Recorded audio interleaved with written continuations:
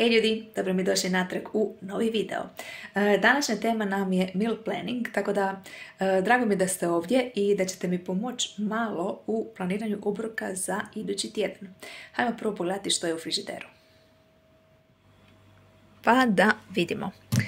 Svježeg povrća dosta i voća, tako da ako ništa svaki obrok sigurno može imati neku vrstu salate uz glavno jelo.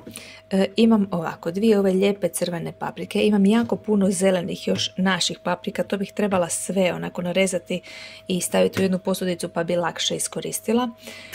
Jako su mi dobre, uzela sam ove Biograpolo rajčice iz Lidla zadnji put i mogu vam reći da su baš fine, onako čvrste su, nisu mekane i imaju fini okus.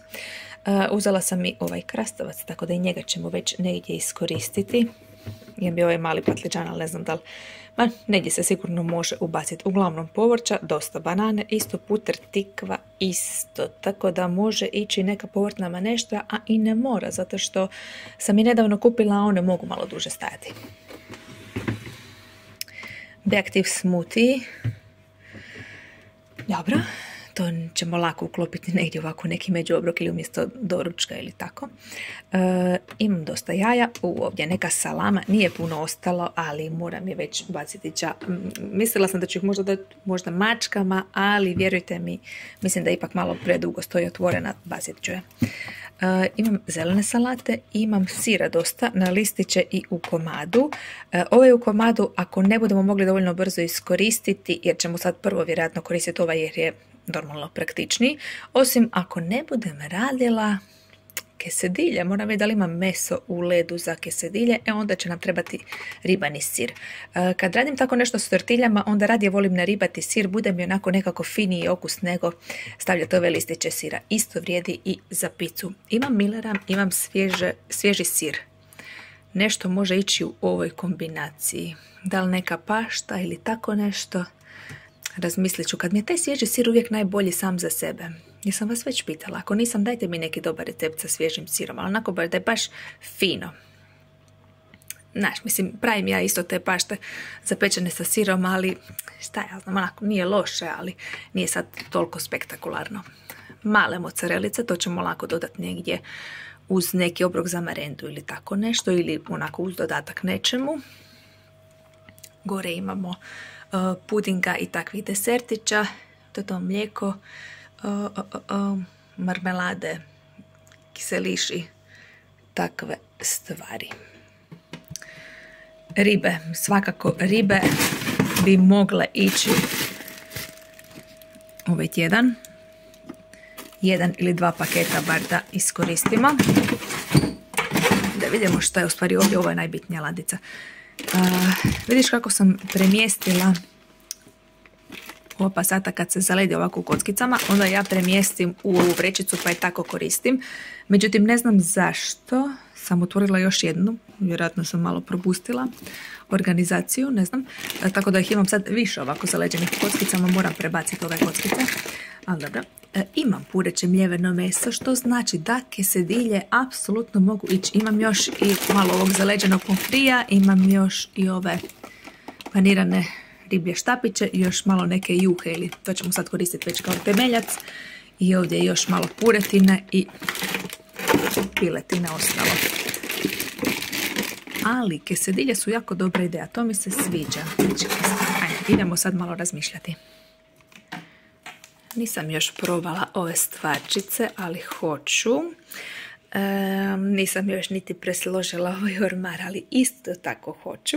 Nego sam tu našla, vidiš, imam dosta tortilja, imam i ovdje ove XXL tortilje, tako da svakako kesedilje idu u plan za idući tjedan. Ali našla sam još dosta graha koji stoji ovdje sigurno od prije ljeta. Tako da, rok je dobar, 31.3.25. Mislim, ok, to je suha namirnica, neće ništa biti, ali mislim da bih mogla jednu maneštru napraviti jer nisam baš dugo. Ne povrtnu, nego baš ono klasično maneštru. Grah, malo kukuruza, malo suhog mesa, nešto tako. I to možda čak već sutra napravim, tako da imamo ponedjeljak, utorak riješen i onda se vraćamo dalje po planu od srijede. Samo da vidim, ovo je grah trešnjevac, a ovo je nekakav pinto grah, A mislim da ćemo krenuti s ovim. Da, čekaj da vidim rok na ovome. 2.26, to je u redu. Ajmo da krenuti prvo sa ovim i to je sad to, znaš, ništa posebno još ovdje nemam u ovom ormariću, baš da bi nešto trebalo full iskoristiti. Što ste rekli? Učinilo mi se da sam vas čula da ste rekli dok smo tamo gledali skupa u ormaru da želite da zajedno probamo ovu poslasticu, tako da ćemo to onda i učiniti, ali da ne skrećemo sad s teme videa, idemo prvo isplanirati obroke, a onda možemo zajedno probati jednu ovu Reese's Cup White. Ja ne znam, mislim da ona crna mi je standardno dobra i stvarno mi je jako dobra, a ovu bijelu nisam nikad probala. Mislim da je to možda nešto novije, ne, varam se, nemam pojma, vi mi recite. Ajmo mi isplanirati prvo obroke. Broj 1. Rekli smo maneštra. Maneštra jer želim iskoristiti... Čekaj, valjda neću tu puno, malo si piše. Čekaj, da nabavim nešto ispod. Ja uzmem uvijek ove debele markere, znaš, da vi bolje vidite, kao dok pišem, ali da se ne zeznam kuhinju baš. Maneštra treba mi za nju nešto od suhog mesa, jer to nemam. Ali imam kukuruz i imam grah koji želim iskoristiti jer već, kažem, stoji neko vrijeme, bolje da se iskoristi. I to će nam biti onda za 2 dana. To su 2 obroka. Možda čak napravim sutra, što znači da ću ga staviti preko noći, danas grah namočiti da bude, da popije tu vodu, da se lijepo onako napuše, da se lakše skuha. Broj 2. Što smo rekli? Ribe. Ribe će ići standardno, ribe plus krompir. Krompira imam. I to imam, baš trebam iskoristiti krompir, ovaj koji nije zaleđen, nego klasičan krompir. To će mi taman isto dobro doći. Čak ću možda napraviti, možda stavim grah namakat sutra ujutro, što je nedjelja, pa do navečer da se namače i onda napravim kasno navečer u nedjelju i onda jedemo tipa u ponedjeljak i srijedu, a utorak onako razbijemo malo sa nečim drugim, ali razmislit ću još o tome, nema veze. 3 dana smo sad riješili. Što sam rekla? Kesedilje. O, da. To svi volimo. Kesedilje.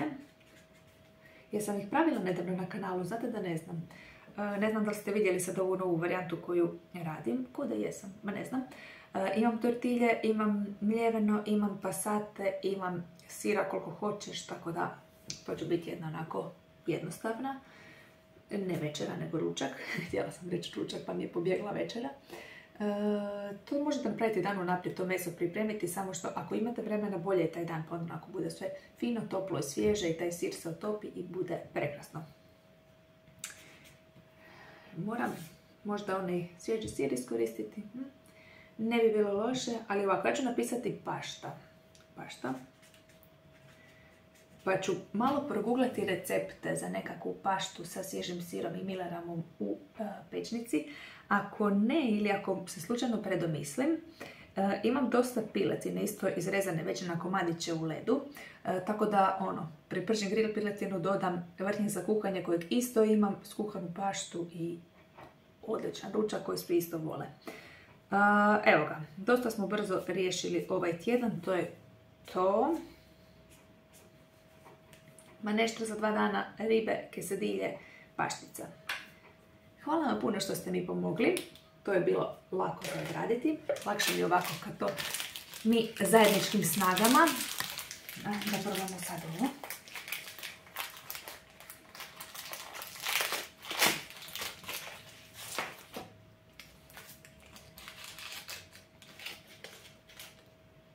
Jednu ću samo, jer ću drugu vidjet ću ako će moji dečki možda htjeti.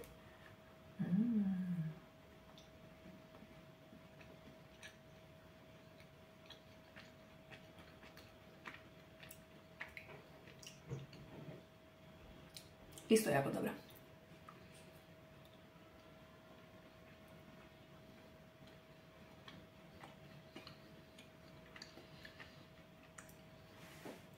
Malo drugačije nego čokolada klasična, odnosno mliječna, jer je ova nekako nježnija. I skoro jedva osjetiš, dosta više se osjeti onda kikiriki. No ne znam šta bih rekla, sviđa mi se jedna druga, evo. Možda mi je malo ona klasična varijanta mrvicu onako bolja, ali ovo je jako fino. Ok.